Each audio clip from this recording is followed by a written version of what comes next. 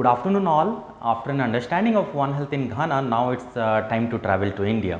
As we know, India is not only the second largest populous country followed by China, but also the second largest country with the highest livestock followed by Brazil. So with an increasing complex interlinkages at the interface of humans and animals in the recent past, India has seen many outbreaks of emerging and re-emerging zoonotic diseases. Although the risk factors precipitating the occurrence of emerging zoonotic diseases are many, this side map indicates the likely zoonotic hotspots across the country. So India is one of the prime country to contributing to the global burden of zoonosis.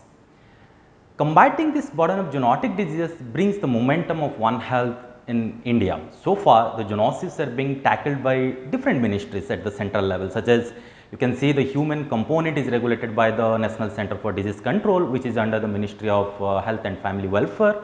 However, the zoonosis among the domestic or specifically the livestock animals are addressed by the Ministry of Fisheries and Animal Husbandry and Dairying, which is a newly formed from the department of the same name under the Ministry of Agriculture and Farmers Welfare in 2019. However, the Wildlife Institute under Ministry of Environment, Forest and Climate Change focuses only on wildlife zoonosis, and this all indicates a fragmented approach in zoonosis prevention. Here I want to give an overview of the major One Health movement so far in India. Almost in a decade back, it started with in 2009 that India became with the One Health network of South Asia, followed by the in-country collaboration between the Center for Disease Control with the US and NCDC of India. And there was like 3 years after the India started launched the new One Health Center and the One Health course in the specific to some states, and followed by the One Health concept introduced in the veterinary curriculum. And recently 3 years back, India's National Action Plan on Antimicrobial Resistance incorporated to the One Health approach, and finally in the 2019 the One Health Declaration was initiated by the Ministry of Science and Technology. And by 2020 recently they proposed the National Institutional Platform for One Health with a specific budget. As we know, this One Health implementation relies on collaboration across the diverse sectors. It not only requires the intersectoral but also multisectoral and transdisciplinary collaborations and actions. However, there is a lack of understanding on the required level of integration, and the below figure indicates about the stages of integration, indicating the major actions such as sharing of information across the sector to work as a formal team with mutual planning and the sharing of the staffs.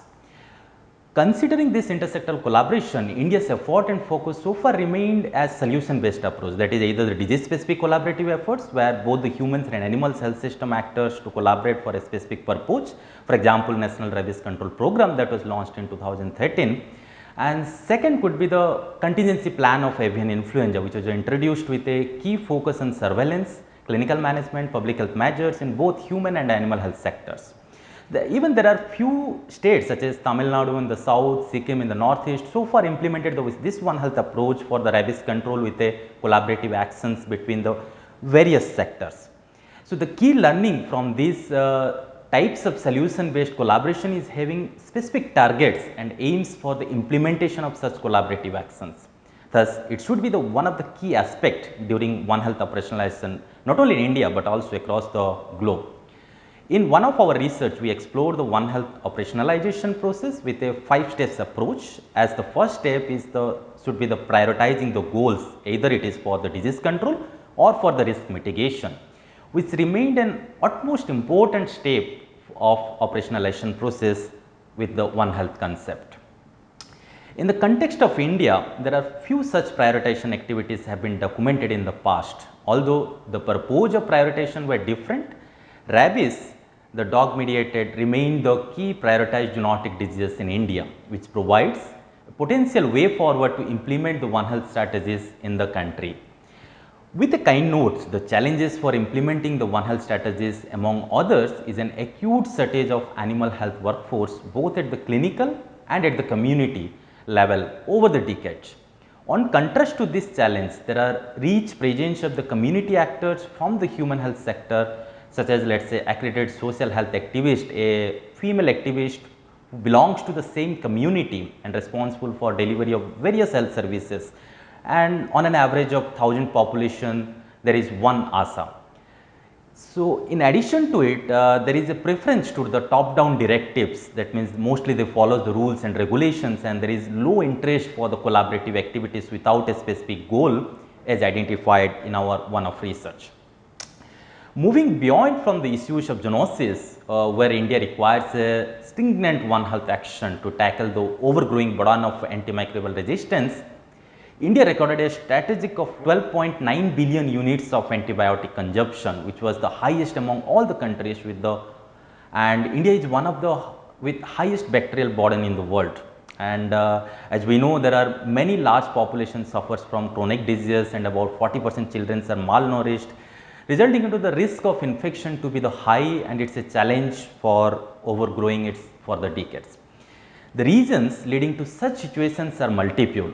It might be start from the easy access to the medicines over the counter in medical stores or self medications, and there are varying approach to the treating doctors, and empirical but incorrect use of antibiotics is also existing, and simultaneous use of more than a single antibiotics when actually not necessary, that might be also a potential reason. The lack of strict implementation of policies such as the Schedule H1 drug, the policy rules regulation containing to it, and there are also control by the regulatory authorities is found to be the poor, and unethical commercial practices to promote the sale of antibiotics in large quantities also evidenced in this country, and use of antibiotics by other non-medical and informal healthcare providers also documented in some parts of the country. In addition to this, there are some silent explainer of AMR at the interface of human and animal. As per the India's mythology, the cows, which is the most common livestock, considered as a sacred symbol of life. Usually people worship them. The intimate relation between the human and animals, especially the livestock, considered them as a part of their family. So, which results into the closer interaction between the humans and animals. Further, the poor hygiene practices and the lack of awareness multiplies this issue. In addressing these issues, however, the Indian Council of Medical Research launched this AMR surveillance initiated to enable the compilation of data on 6 pathogenic groups from the 16 regional laboratories. This led to the implement of the National Action Plan on AMR in 2017. However, the feasibility of community-based surveillance is yet to be explored in many contexts. So, from this journey, our key recommendations lies broadly in two categories. One, for strengthening the governance, and second, for the disease prevention and control with the vision of One Health policy making in the country. So, for strengthening the One Health governance, we propose that for enhancing collaborative efforts, there must be the inclusion of private actors should happen, and the vertical collaboration should sustain even after the health emergencies. For strengthening the local health systems, we propose the One Health platform for the knowledge sharing and a integrated One Health training module, not only focusing the zoonosis and AMR, but also on the leadership qualities of all the health actors. For disease prevention and control, one of the key factor of recommendation is that for improving the knowledge, the ASAs who are at the reach at the community level from the human health sector, the training on the zoonosis and the AMR awareness should be conducted. Health promotion on hygiene and disease control should be enhanced in the field level. And definitely for early detection of risk, there should be the joint resource sharing between the human and animal health sectors. There must be some strategies for cross referral of cases between the physicians and the veterinarians to be established in this context. The strengthening of AMR surveillance, extending beyond the laboratory based to the community based, and lastly but not the least, that we can promote these ASAs who are reached at the community level as a One Health activist at the community level. So, while India has advanced in the human and animal health collaborative activities, it will be great to zoom into understanding the wider applications of One Health from Germany.